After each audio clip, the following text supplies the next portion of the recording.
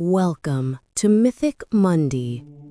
In the annals of history, some leaders are born into power, others are forged by circumstance, and a rare few are shaped by captivity, only to rise and reclaim everything they lost, and more.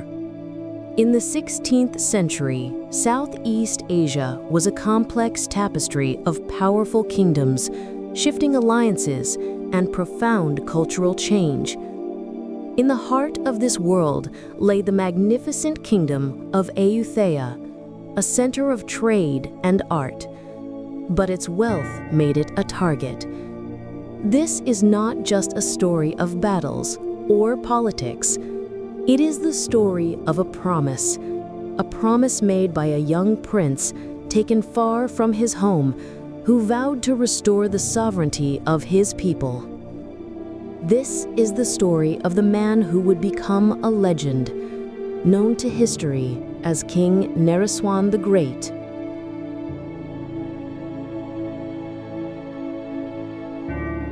Our story begins not with triumph, but with loss. In the mid-1500s, the powerful Toungoo Empire, based in Pegu in modern-day Myanmar, was expanding its influence under the formidable King Bayan Nang. Ayutthaya, weakened by internal conflicts, found itself in a vulnerable position. In 1569, after a protracted siege, Ayutthaya fell and became a vassal state to the Toungoo Empire. This was a common practice of statecraft at the time. The victor would ensure loyalty by integrating the vanquished into their sphere of influence. To seal this arrangement, King Bayan Nang took several members of the Ayutthayan royal family back to Pegu. Among them was a 9-year-old boy named Prince Naresuan, also known as the Black Prince. For Naresuan, the opulent court of Pegu was both a classroom and a cage. He was, in effect, a royal hostage, a guarantee of his father's compliance back in Ayutthaya. But King Bayan Nang was a shrewd ruler. He did not simply lock the young prince away. Instead, he provided Naresuan with the finest education a prince could receive. He studied alongside the other princes of the Toungoo court, including Bayan Nang's own grandson, Mingyi Swa, who would later be known as the Crown Prince Maha Uparacha. They learned military strategy, governance, literature, and the complex etiquette of court life. Naresuan proved to be an exceptional student, particularly in the arts of war. He excelled in swordsmanship, cavalry, and most importantly, the specialized tactics of training and commanding war elephants. This education was a double-edged sword. The Toungoo Empire was honing the skills of the very man who would one day challenge its authority. During these formative years, a deep and complex rivalry developed between Naresuan and the Toungoo Crown Prince, Mingyi Swa. They were peers in age and status, yet separated by their destined roles. Mingyi Swa was the heir to the empire. Naresuan was the son of a vassal king. This dynamic, this constant measuring of skills and willpower, would define their relationship and set the stage for a future confrontation. While in Pegu, Naresuan was never allowed to forget his status. He was a symbol of Ayutthaya's subjugation. He witnessed the immense power and resources of the Toungoo Empire, but he also observed its potential weaknesses and the complex web of loyalties that held it together. Years passed. In 1571, Naresuan's father, Maha Thamaraja Thirat, was installed as the king of Ayutthaya, still under the watchful eye of Pegu. As a gesture of goodwill, and perhaps believing the young prince was sufficiently assimilated, King Bayan Nang allowed the now 16-year-old Naresuan to return home. When Prince Naresuan returned to Ayutthaya, he was not the same boy who had left. He returned as a seasoned military strategist, an astute political observer, and a man with a singular focus. He was appointed Uparacha, or viceroy, and was given command of the northern city of Pitsanulok. From this strategic position, Naresuan began the quiet, patient work of rebuilding. He trained soldiers, bolstered defenses, and gathered intelligence.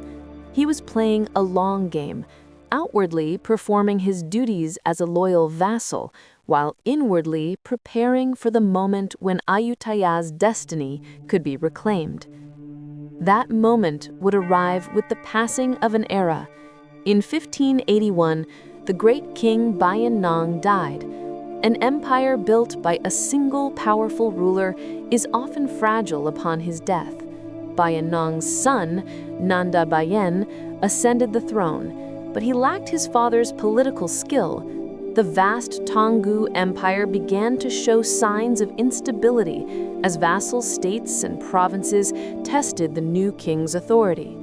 King Nanda Bayen grew increasingly suspicious of the talented Prince Naresuan, whose military successes in border campaigns, ironically often fought on behalf of the Toungoo Empire, only made him appear more threatening. The court at Pegu was rife with whispers and plots. Naresuan sensed the changing tide. The relationship between the sovereign and the vassal was no longer of mutual, if strained, respect.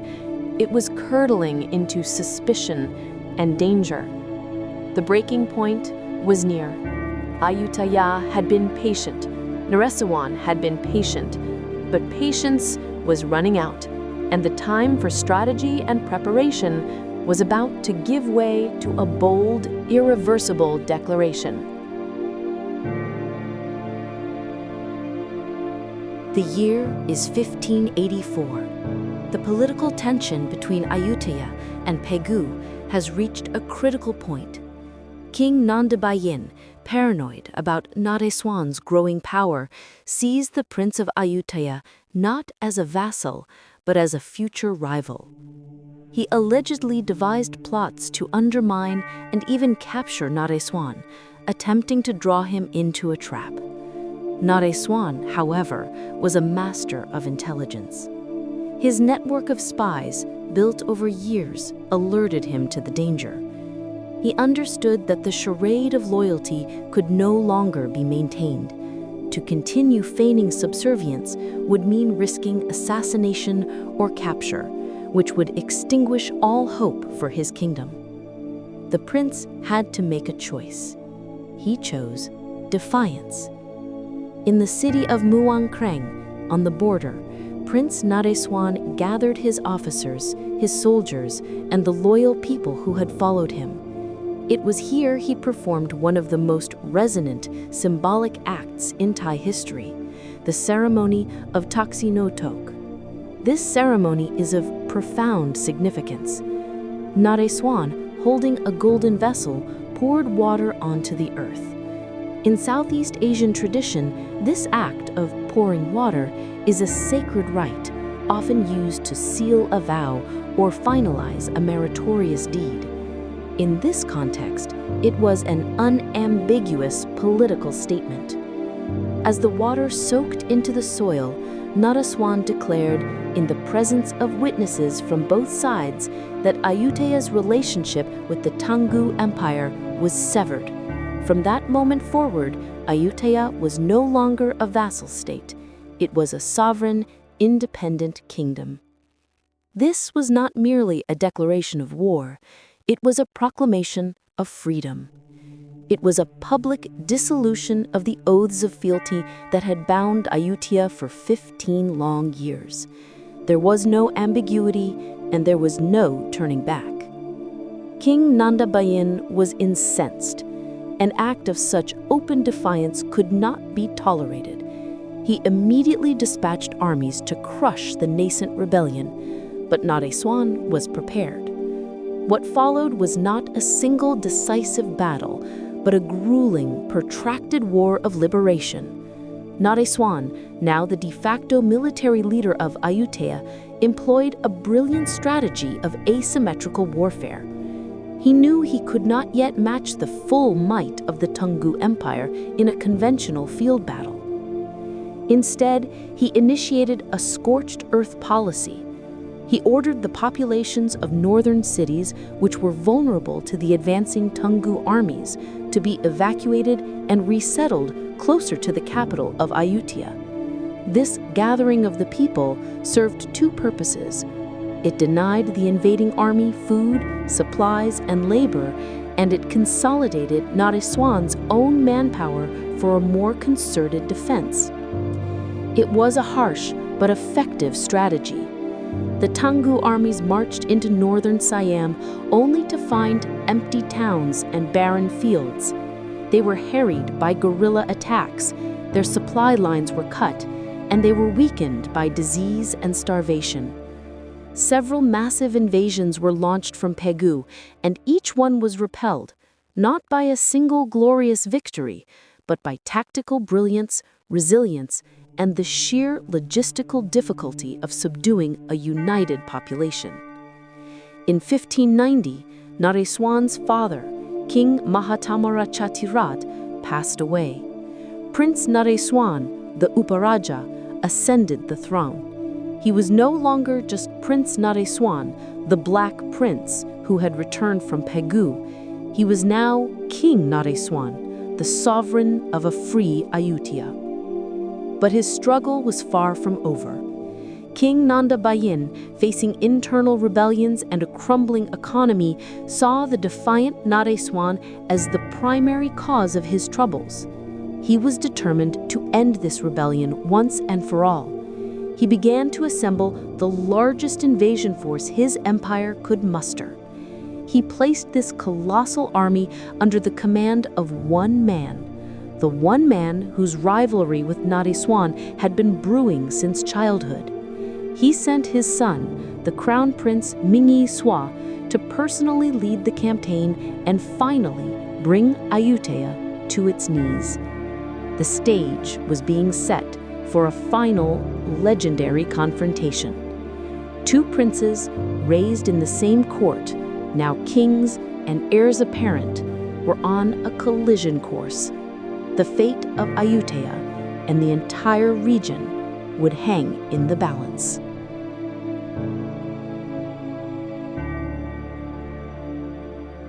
The year 1593 was a moment of supreme crisis. The Toungoo Crown Prince Mingyi Swa marched into Siam at the head of a massive multinational army. This was not a punitive expedition. It was an invasion intended to erase Ayutthaya's independence completely. King Naresuan, now 38 years old and a veteran of countless campaigns, mobilized his own forces.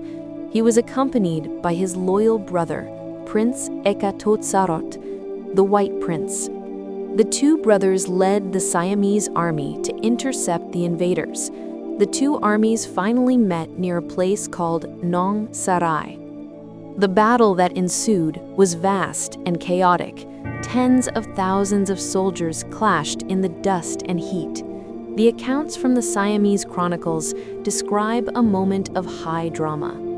Amid the swirling chaos of the main battle, the royal war elephants of King Naresuan and his brother, spurred on by the sound of combat, charged forward with unexpected speed.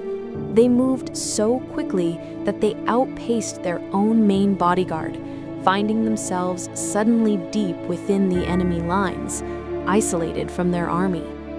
And there, in the center of the enemy host, King Naresuan saw him, atop a gorgeously adorned war elephant, shaded by a ceremonial parasol, was his old rival, the Crown Prince Mingyi Swa. They were alone, surrounded by the enemy, but the two commanders had eyes only for each other. This was the moment their entire lives had been leading to. According to the chronicles, King Naresuan, in an act of incredible courage, issued a formal challenge. He addressed the Toungoo prince. "My brother, where are you going? Come, let us fight this duel on elephant back for the honor of our kingdoms. Let not our soldiers perish in this conflict. Let this be decided between us." It was a challenge steeped in the royal traditions of the 16th century. Mingyi Swa, an accomplished warrior himself, accepted. The two most powerful war elephants in Southeast Asia, carrying the fate of their nations, turned to face one another. This was the Yuddhahatthi, the elephant duel. This was not just a fight, it was a sacred single combat to determine divine favor. The colossal animals collided. The two princes, high atop their mounts, maneuvered for position. They were not just soldiers, they were the most skilled elephant commanders of their age. Mingyi Swa, being slightly older and with a powerful elephant, allegedly gained the initial advantage, delivering a strike that narrowly missed Naresuan. But Naresuan, a master of this form of combat, saw his opening. As the elephants locked, he urged his own mount forward, creating a critical moment of leverage. With all his strength, Naresuan maneuvered his weapon, a long-handled glaive, and struck the decisive blow. The crown prince of the Toungoo Empire faltered. The strike was true. Mingyi Swa met his end on the battlefield atop his own elephant. The death of the crown prince, the supreme commander, in full view of his army, shattered the invaders' morale. The Toungoo forces, leaderless and shocked by the outcome of the duel, broke and fled. The Siamese army, galvanized by their king's victory, pressed the attack, securing one of the most decisive victories in their history. The Battle of Nong Sarai and the legendary elephant duel at its heart was the turning point. It did not just end an invasion, it ended Ayutthaya's long struggle for freedom. The Toungoo Empire, its heir lost and its army defeated, fell into a rapid decline and would never again mount a serious threat to Ayutthaya's sovereignty. King Naresuan returned to his capital, not just as a king, but as the Great. He had fulfilled the vow he made as a captive prince. In the years that followed, King Naresuan the Great did not rest. He launched campaigns not of revenge, but of consolidation. He expanded Ayutthaya's borders, secured trade routes, and firmly established the kingdom as the dominant power in the region. He transformed Ayutthaya from a vulnerable vassal state into a strong, unified, and proud empire that would endure for nearly 2 more centuries. The story of King Naresuan is more than a national epic. It is a timeless narrative of resilience. It teaches that one's origins, even in captivity, do not define one's destiny. It is a story of strategic patience, of rebuilding from ashes, and of the profound courage required to declare one's own sovereignty in the face of overwhelming odds. His legacy is not just in the territory he reclaimed, but in the spirit of independence he forged for his kingdom. Thank you for joining us on Mythic Mundi. The story of King Naresuan is a cornerstone of Thai history, a testament to endurance and the unyielding quest for freedom. What other figures from history or legend would you like us to explore next? Let us know in the comments below. And please don't forget to like this video, subscribe to Mythic Mundi, and leave a comment to help support our channel. We'll see you next time.